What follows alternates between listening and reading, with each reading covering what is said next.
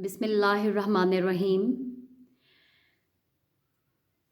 Dear students, my today's lecture is from second year's course for my grade 12 students, and their chapter 2 is Jinnah's Vision of Pakistan.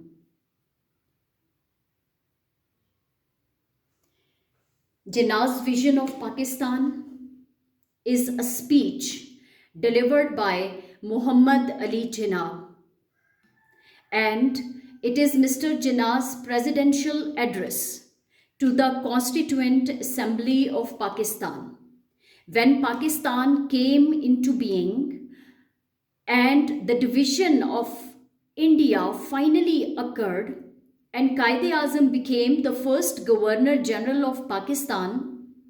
He deemed it wise to address the first or new Constituent Assembly of Pakistan. First of all, I tell you the summary of the chapter in order to clear your concept about it, what is given in Jinnah's Vision of Pakistan. It is the historical speech delivered by Muhammad Ali Jinnah, the founding father of Pakistan. When the partition of India finally occurred, now when did he deliver his speech?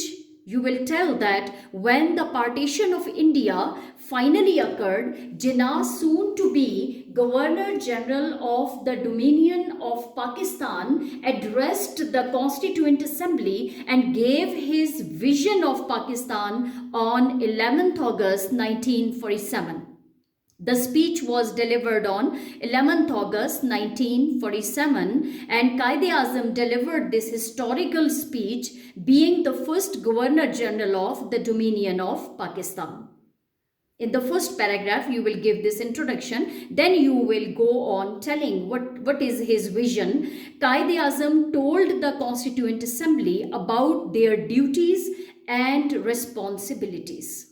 He said that the first duty of the assembly is very onerous and responsible task of framing the Constitution of Pakistan.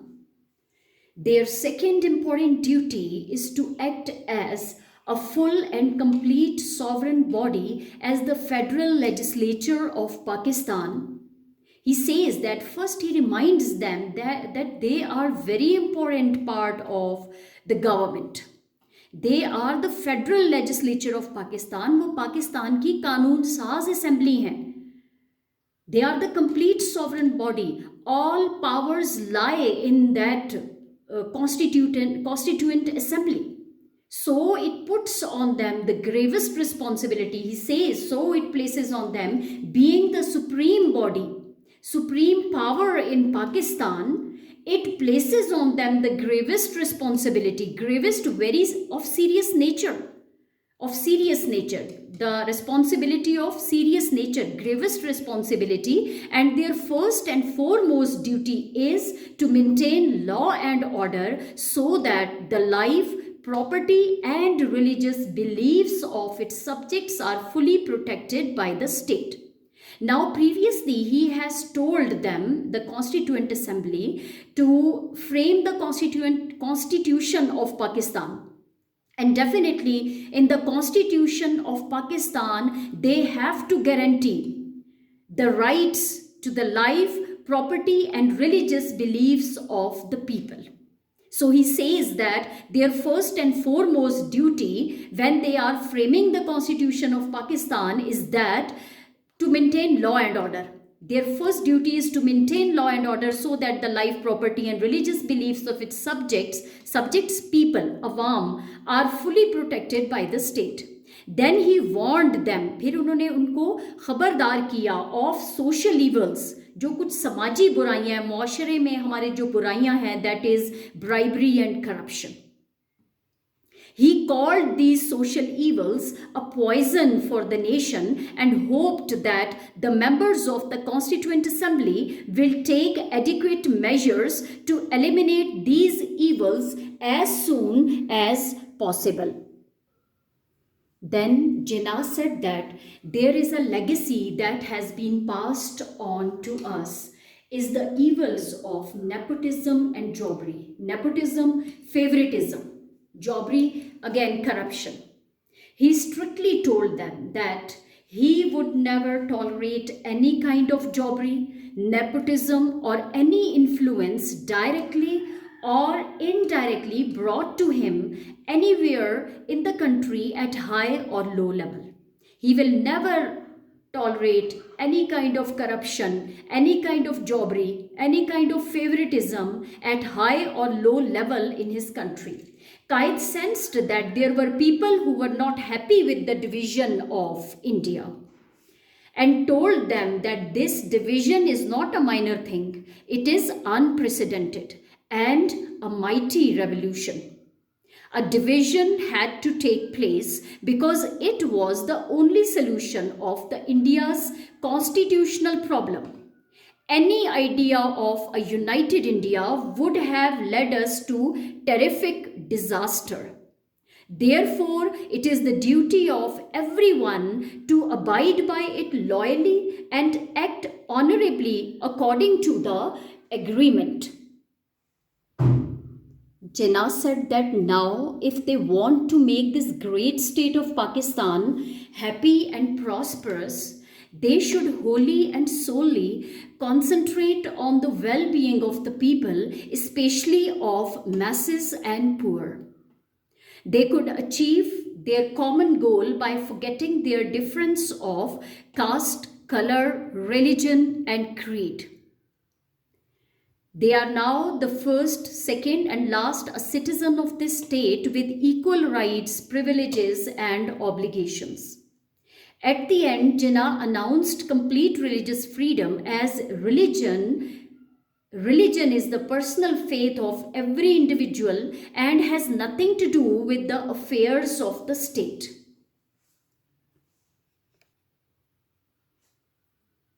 Henceforth, Muslims would cease to be Muslims and Hindus would cease to be Hindus, not in the religious sense but in the political sense as the citizens of Pakistan. He concluded his speech by saying that his guiding principles will be justice and complete impartiality, and with the support of all the members, he can look forward to Pakistan becoming one of the greatest nations of the world. This is how you have to summarize the chapter, Jinnah's vision of Pakistan. Assalamu alaikum, my dear students. Now we are coming to the explanation of the chapter. After the summary, we are doing explanation of the chapter, that is Jinnah's vision of Pakistan. It is Mr. Jinnah's presidential address to the Constituent Assembly of Pakistan. When Quaid-e-Azam became the first Governor General of Pakistan, he deemed it wise to address the newly constituted Constituent Assembly of Pakistan. They are Constituent Assembly, which was the government body. How to run the government of Pakistan. Starting with your first paragraph, there is an introduction. Muhammad Ali Jinnah's 11th August speech is one of the most famous speeches made by Muhammad Ali Jinnah, the founding father of Pakistan and known as the Quaid-e-Azam, great leader. It is the speech which is delivered on 11th August 1947. 4 days before the 14th August 1947. Today, there is hardly a more contentious issue in Pakistan. Contentious means controversial. Than the issue of Jinnah's vision. He says that Jinnah has given his vision, expression of his vision of Pakistan. What should Pakistan be like? It should be an ideal state without any social evils of bribery and corruption. So he says that there is a controversial issue. There is hardly the more contentious issue in Pakistan than the issue of Jinnah's vision. While Pakistan was created as a result of what could be described as Indian Muslim nationalism, Jinnah was widely held as a competent liberal barrister who had once championed the cause of Hindu-Muslim unity. Previously, the writer tells us that Mr. Jinnah, who had created a separate homeland for the Muslims of subcontinent, previously was in favor of Hindu and Muslim unity. He supported Hindu-Muslim unity. He was in favor of united India. But when the partition of India finally occurred, Jinnah, soon to be Governor General of the Dominion of Pakistan, gave expression to his vision of Pakistan in an address to the Constituent Assembly on August 11, 1947. He spoke of an inclusive means including everything in its scope, inclusive government. This government will never be partial. This government will never be in parts, favoring the parts only. This should be an inclusive government which has to include each and every aspect of life, which has to cover each and every aspect of life. And impartial government, impartial means not biased, which treats everyone equally.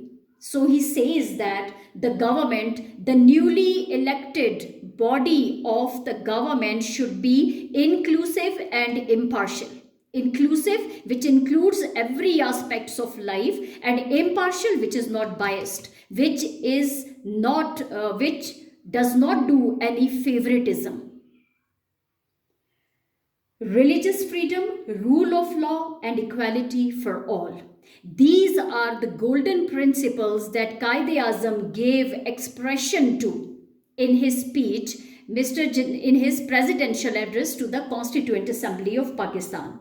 What are they? Inclusive and impartial government, then religious freedom, rule of law, and equality for all. He also seemed to advocate support. He supported the separation of the church and the state. This is a very important point. He said that religion and state are two different entities. He says that they should be treated separately. So he supported the separation of the church and the state. He says that religion and state are two different entities. They should not be mingled. They should not be confused, because religion is the personal faith of every individual. It has nothing to do with the affairs of the state. As far as state is concerned, it will consider all its citizens equally. It will protect the rights of all the citizens equally, whatever their religion, caste, color, and creed is. This is the first paragraph, which is the introduction of Jinnah's vision of Pakistan. Now coming to the speech, which has started now from the second paragraph. Now, his speech starts here. Mr. President, ladies and gentlemen, I cordially thank you with the utmost sincerity for the honor you have bestowed upon me. जो favour आपने मुझ पे किया, that is the greatest honor that is possible to confer by electing me as your first president. First of all, Quaid-e-Azam Muhammad Ali Jinnah thanked the member of the Constituent Assembly that they have elected the Quaid, their leader, as the first president of Pakistan. I also thank those leaders who have spoken in appreciation of my services and their personal references to me. Previously, some ministers might have delivered speeches, so he thanks them too, who appreciated Quaid's services in their addresses. I sincerely hope that with your support and your cooperation, we shall make this Constituent Assembly an example to the world. The very first thing he says that. But with the support and cooperation of all the members of the government body, he hopes to make this Constituent Assembly as the example in the world.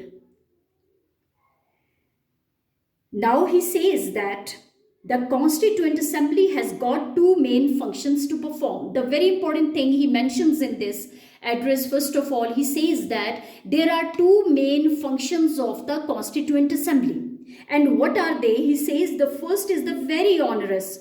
Onerous is demanding, very important, very significant. So he says that the first is the very onerous and responsible task of framing the future constitution of Pakistan. The very important duty of the Constituent Assembly is framing the constitution of Pakistan. Pakistan का आइन तैयार करना है उन्होंने. And second function, he says that second, of functioning as full and complete sovereign body as the federal legislature of Pakistan. He says that, he reminds them that this Constituent Assembly is a supreme body now. It is supreme in its powers, sovereign, all powerful. It is all powerful now in the country. So he says it has to act as full and complete sovereign body as the federal legislature of Pakistan. Pakistan की ये कानून साज assembly है. So he says that they are supreme. They have to make laws for the country. They have to make rules and laws for the country. They are supreme body. So they have to act as complete sovereign body, all powerful as the federal legislature of Pakistan. We have to do the best we can in adopting a provisional constitution for the federal legislature of Pakistan. He says for the time being, as we have to run the government immediately, so for the time being we have to make a provisional constitution, provisional on temporary basis only, because it will take time to make the complete constitution of Pakistan. So for the time being we have to adopt provisional constitution that is temporary but with the intention of becoming permanent later on, or it may be replaced with the permanent constitution. So he says for the time being they have to frame provisional constitution. You know really that not only we ourselves are wondering, but I think the whole world is wondering at this unprecedented cyclonic revolution, unprecedented, exemplary, which has no parallel in the history of the world. He says that all the world is at present wondering at this division. तमाम दुनिया इस वक्त हैरान है unprecedented division पे. ये गैर यकीनी बात है कि सब कॉन्टिनेंट को दो हिस्सों में तकसीम कर दिया गया, India and Pakistan. It is, so he says it is exemplary, it is unprecedented, it has no parallel in the history of the world even, which has become, he says that, which has brought about the plan of creating and establishing two independent sovereign dominions in the subcontinent. As it has been unprecedented. He repeats that it is unprecedented. There is no parallel in the history of the world. This mighty subcontinent with all kinds of inhabitants has been brought under a plan which is titanic, unknown, unparalleled. So he says that this subcontinent which is inhabited by, जहाँ पे बहुत से लोग रहते हैं, बहुत से मज़ाहिब से ताल्लुक़ रखने वाले लोग रहते हैं, बहुत सी कास्ट से ताल्लुक़ रखने वाले लोग हैं, क्रीड से, रिलीजन से, कलर से, they belong to different colors, caste, creeds, religion. So they have been brought, he says, together. They have been brought under a plan which is titanic, which is huge, which is unknown, unparalleled. And what is very important with regards to it is that we have achieved it peacefully and by means of an evolution of the greatest possible character. He says that we have achieved this country of Pakistan peacefully. We have never gone for any We have never created any disturbance, chaos, any massacres, anything in order to achieve anything terrible in order to achieve our goal. What we have done, we have struggled persistently, continuously in order to achieve our goal, that is Pakistan. Coming to your paragraph 3, now Qaid says that dealing with our first function in this assembly, I cannot make any well-considered pronouncement, official statement. He says that beforehand, I should not make or I cannot make any official statement which is binding. He says that I cannot announce something officially and says that at this moment, but I shall say a few things as they occur to me, as they come into my mind. I must say them to you. I cannot make any official announcement, but at present the things which are coming into my mind, I must tell them, I must express them to you.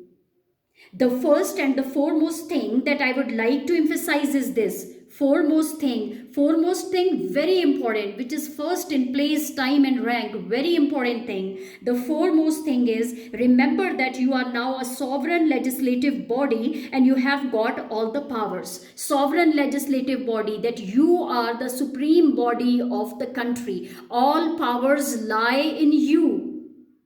So he says that it places on you the gravest responsibility, gravest serious.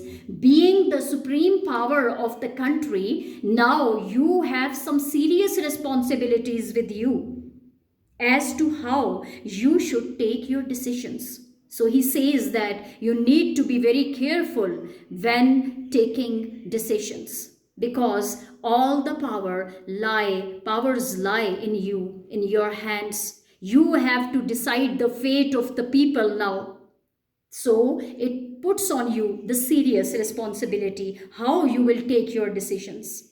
The first observation that I would like to make is this: you will no doubt agree with me that the first duty of a government is to maintain law and order so that the life, property, and religious beliefs of people are fully protected by the state. He says that first duty, the very important, very serious duty of the Constituent Assembly is to maintain law and order so that life, property and religious beliefs of the citizens are fully protected by the state.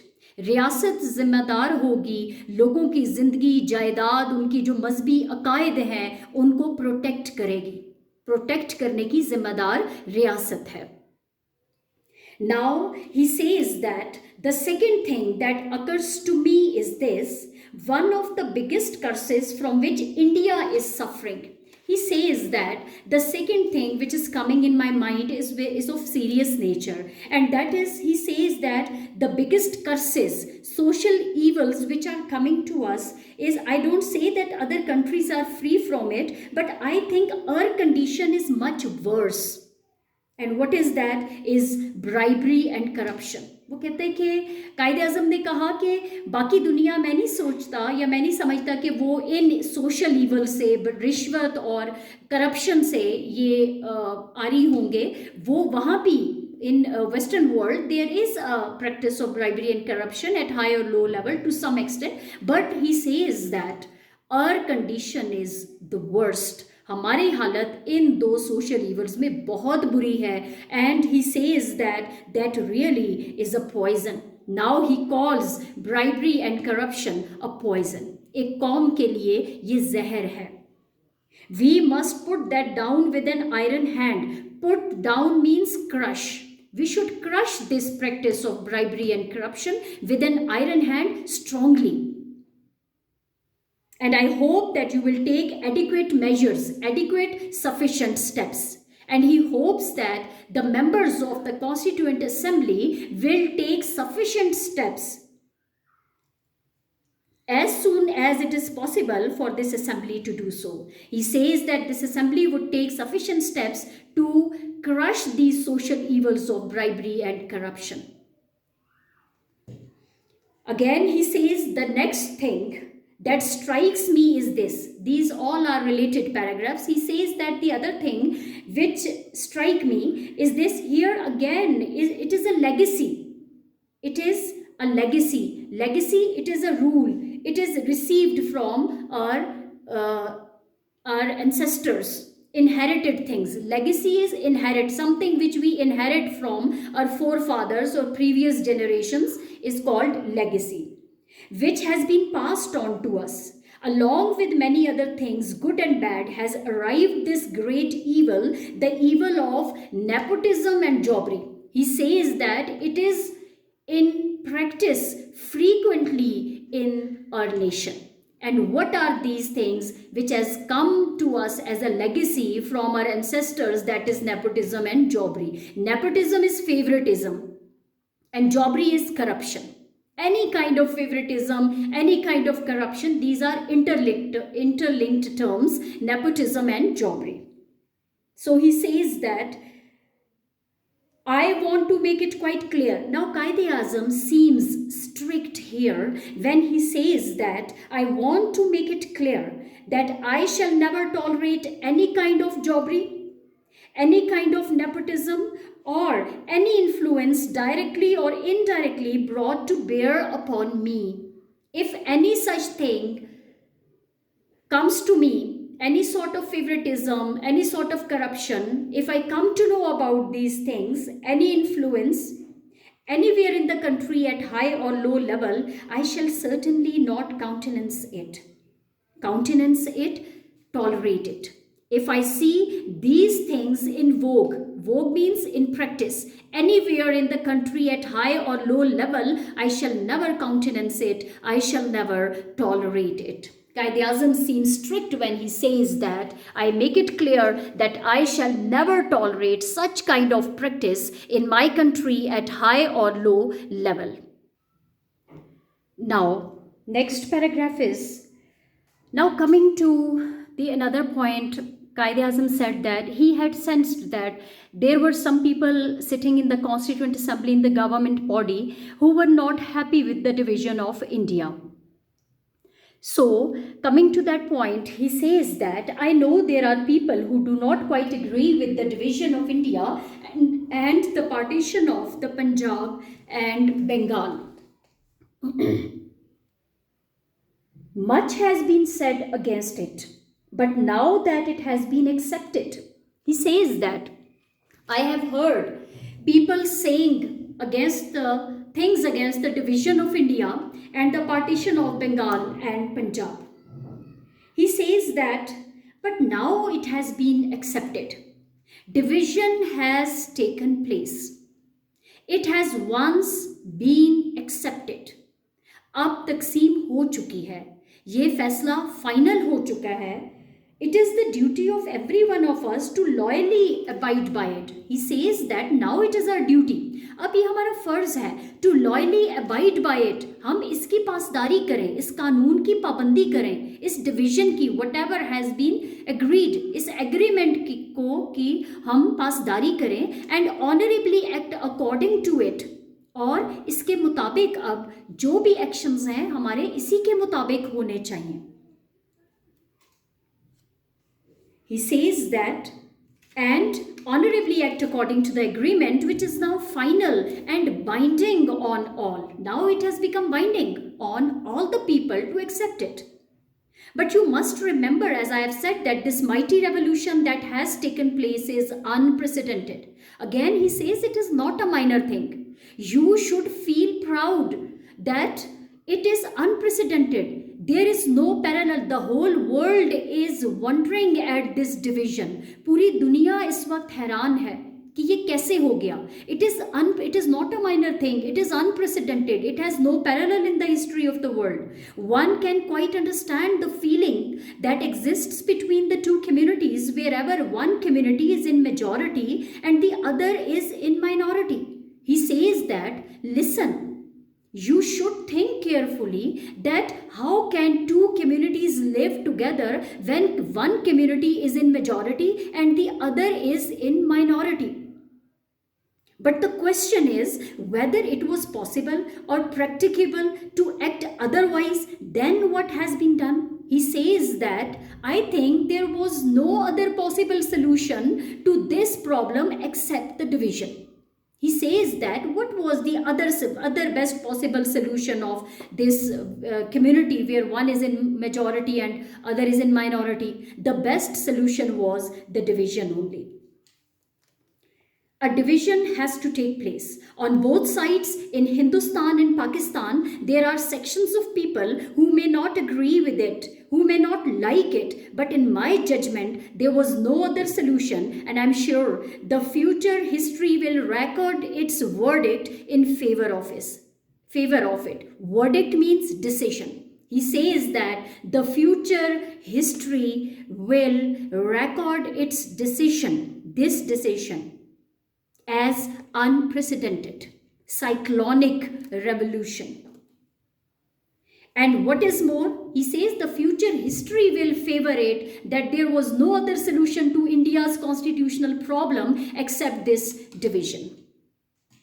And what is more, it will be proved by actual experience as we go on that it was the only solution of India's constitutional problem.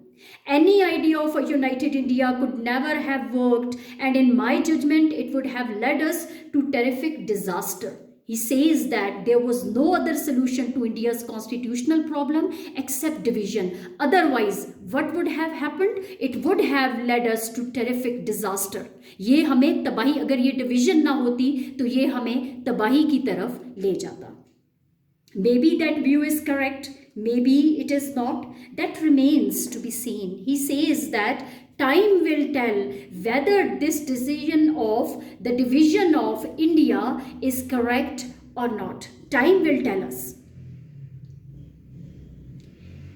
And all the same, in this division, it was impossible to avoid the question of minorities being in one dominion or the other. He says that minorities should not be in trouble.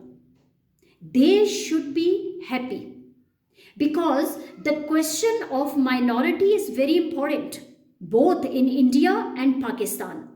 Both the states should take care of their minorities by granting them equal citizenship rights. Equal law would be implemented on them. They would have same law and order in the country. They would have their own rights of life, property, religion, whatever they need. There is no other solution. Now what shall we do? Now if we want to make, he says, forget this thing. Division has already taken place. It is binding on all of us now. Now what we have to do? What is our duty now? He says that if we want to make this great state of Pakistan happy and prosperous, we should wholly and solely concentrate on the well-being of the people. He says now, look forward. We have to look forward now. What if we want to make our country happy, if we want to make our country prosperous? So we have to take some adequate measures. We should concentrate on the well-being of the people, and especially of the masses and the poor. He says not only one group of the society, but all the masses. We have to take care of the masses and the poor sections of the society. If you will work in cooperation, forget now another important thing. He tells them that now what is needed, what is the need of the time is your cooperation only. So he says, if you will work in cooperation, forgetting the past, forget your past now. Burying the hatchet, burying the hatchet is an idiom. It means forget your differences. Now this is the time that you forget your differences. You forget your past now. You are bound to